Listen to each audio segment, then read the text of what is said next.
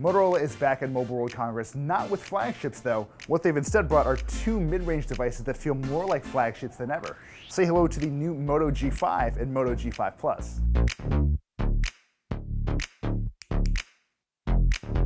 The more interesting of the two is the Moto G5 Plus, not just because it's a bigger, more powerful version of the device, but it's the only one we're going to get in the United States. This will be available unlocked. It'll be compatible with all carriers, but yeah, this is really all you're getting if you want a good, cheap Motorola device in the United States. It does have a Qualcomm Snapdragon 625 chipset, which is one of my favorite mid-range chips, and in my really short time using this device, it does feel really fast. Beyond the really solid performance we get out of the G5 Plus, it does have a pretty decent battery as well.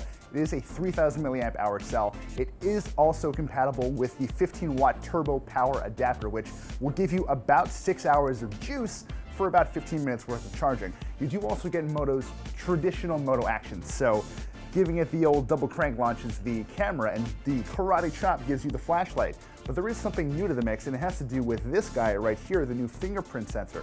Sure, you can use it to lock and unlock your device, and that's basically table stakes, but if you enable the correct option in the Moto app, you can actually use it to replace your on-screen Android navigation keys completely. It is a really nice alternative to having your traditional on-screen keys, if only because it gives your 5.2-inch 1080p display just a little more room to breathe. Your applications take up a little more space. In general, it just feels a little nicer. Speaking of nicer, check out this design. It is a pretty drastic shift away from what Motorola has done in the past with its G series. You remember those really bright colors and swappable plates. Very fun, very customizable. This is a more subtle, more premium looking Moto device, and the early reaction is mixed, to say the least. I actually really like it. It's very curved, it's curvaceous and comfortable. You do also have a pretty pronounced camera hump. It is a little jarring to see, but hey, it's in line with what we've seen on the Moto Zs. One thing to note though, for whatever reason, the US version of the Moto G5 Plus does not have NFC. Everyone else gets it. Why? Money, essentially, is the answer. The 12 megapixel camera in the Moto G5 Plus uses the same Sony sensor that you got in the Galaxy S7. So we are actually seeing a full-on flagship level camera in a device that's going to cost you about $230 when it launches in the United States.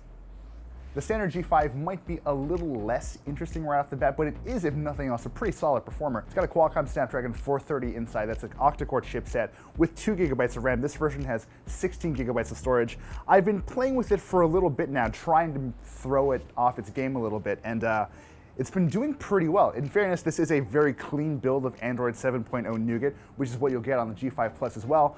But in general, this is not a bad little device. It will cost you less than the G5 Plus as well. This will retail for about 199 euros when it does launch. We know it's coming to Canada, Latin America, parts of Asia, and parts of Europe, but beyond that, we don't know if and when this is coming to the US at all. My money is on it never really showing up.